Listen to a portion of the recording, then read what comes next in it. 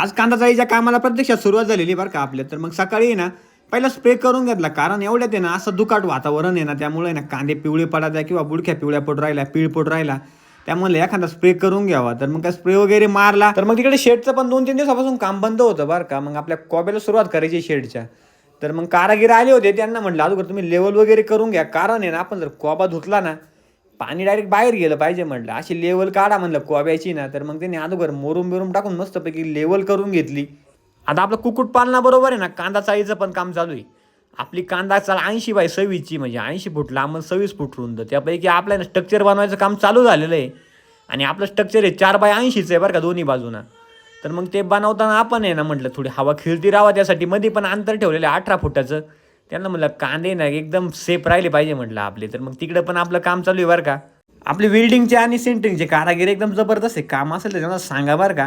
तर मग आपल्या इकडं पाहुणे आले होते बरं का.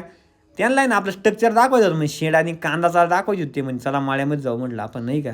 तर मग काय आत्या मामा त्यांना घेऊन गेलो मळ्यामध्ये, त्यांना कांदा चाळ तिकडं आपलं शेड बीड दाखवलं आणि ते म्हणे एकदम जबरदस्त काम